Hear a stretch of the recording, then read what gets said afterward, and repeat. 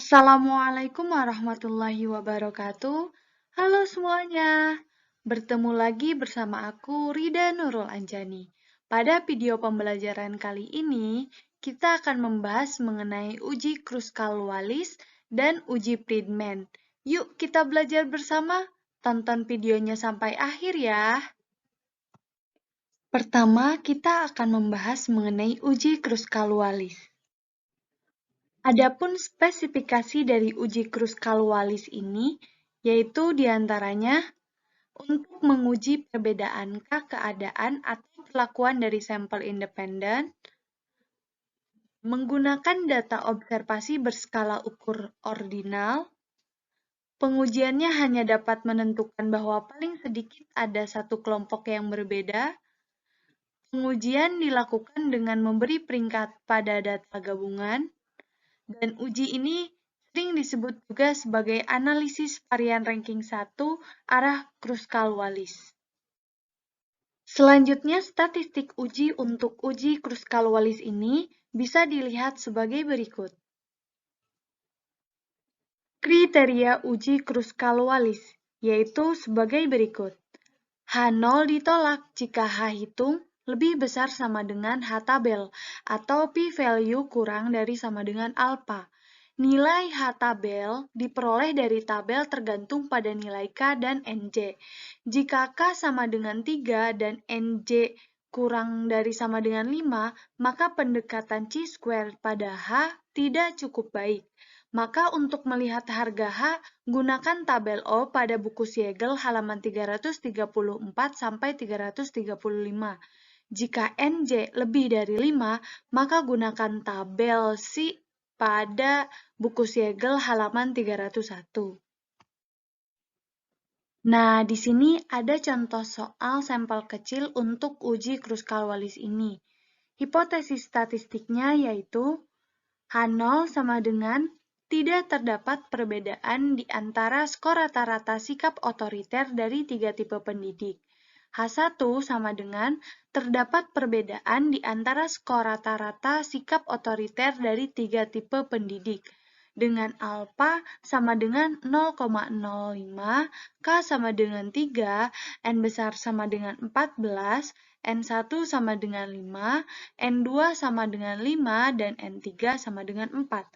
Lalu datanya bisa kita lihat pada tabel di bawah ini. Selanjutnya, kita akan mencoba untuk menguji hipotesis dari soal ini menggunakan aplikasi SPSS.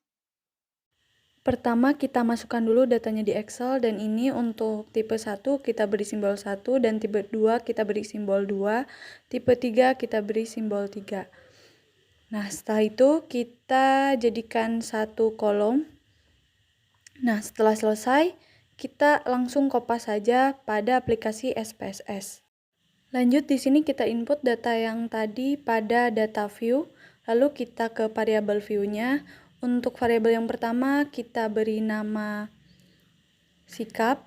Untuk variabel kedua, kita beri nama tipe. Lanjut ke desimalnya, kita ubah dulu ke 0, dua-duanya. Lalu label, di sini variabel pertama sikap, yang kedua itu tipe pendidik. Nah, di sini untuk values-nya pada tipe 1 untuk tipe guru berorientasi pengajar, 2 untuk guru berorientasi administratif, dan 3 administrator. Kemudian untuk skala ukur yang kita gunakan, scale dan nominal. Selanjutnya kita klik Analyze, Non-Parametric Test, Legacy Dialog, dan K-Independent Sample. Sikap kita pindahkan ke Test Value List, dan tipe pendidikan ke Grouping Variable. Lalu di Define Range-nya kita minimum 1, maksimum 3. Nah, di sini tipe tesnya Kruskal-Wallis, lalu klik OK. Di sini output yang dihasilkan yaitu ada dua tabel. Tabel 1 menunjukkan skor rata-rata sikap otoriter dari masing-masing tipe pendidik. Lalu pada tabel yang kedua, pada tes statistiknya kita peroleh nilai chi-square sama dengan 6,406 dan p-value-nya sebesar 0,41. Jadi, H hitung sama dengan 6,4 lebih besar dari H tabel 5,6429. Maka H0 di sini ditolak. Artinya terdapat perbedaan sikap otoriter dari 3 tipe pendidik. Pendidik bertipe administrator bersikap paling otoriter dibandingkan tipe pendidik yang lain. Kedua, kita akan membahas mengenai uji Friedman.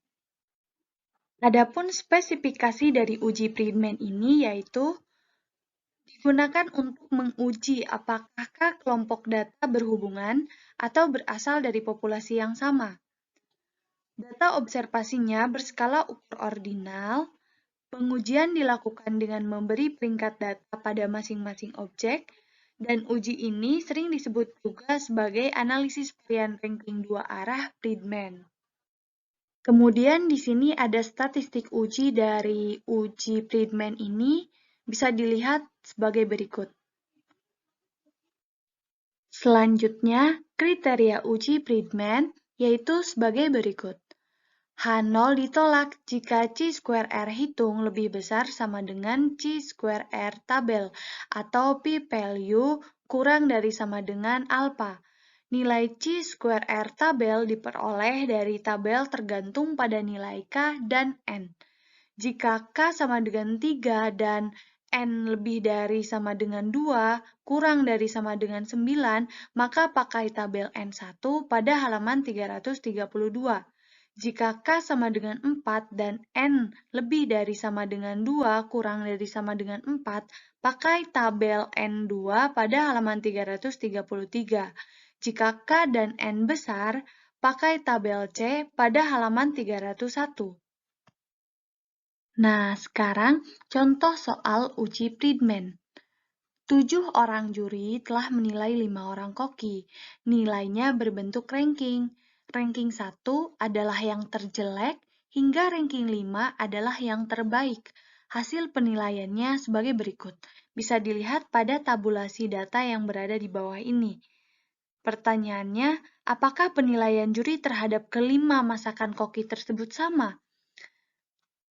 Nanti kita akan uji hipotesis pada soal ini menggunakan aplikasi SPSS.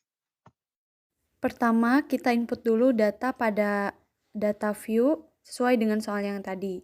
Setelah itu masuk ke variabel view. Di sini nama yang pertama untuk variabel masakan 1. Kedua, masakan 2. 3, masakan 3. 4, masakan 4. Dan 5, masakan 5. Di sini kita desimalnya ubah semua ke 0 ya. Setelah itu di sini kita isi dulu skala ukur yang digunakan, semuanya scale. Selanjutnya klik Analyze, Non-Parametric Test, Legacy Dialog, dan kita pilih K-Related Sample. Nah, setelah itu kita pindahkan semua variabel ke test variabel. Nah, di sini kita menggunakan test type-nya Friedman, lalu klik OK. Ini adalah output dari Friedman test. Pada hasil SPSS tersebut, kita peroleh dua tabel. Yang pertama, tabel rank. Ini memperlihatkan nilai rata-rata yang diberikan juri terhadap masing-masing masakan 5 koki. Dan yang kedua adalah tabel statistik. Dari sini, kita lihat bahwa nilai chi-square-nya yaitu 15,543 dan p-value-nya sebesar 0,004. Jadi, H hitung sama dengan 15,543 lebih besar dari H tabel. Dan p-value-nya lebih kecil dari nilai alpha, maka H0 ditolak. Artinya terdapat perbedaan penilaian seluruh juri terhadap kelima masakan koki tersebut. Itu dia pembahasan untuk uji Kruskal-Wallis dan uji Friedman pada video pembelajaran kita kali ini. Terima kasih pada teman-teman semua yang telah menonton sampai akhir. Sampai jumpa di video selanjutnya. Wassalamualaikum warahmatullahi wabarakatuh.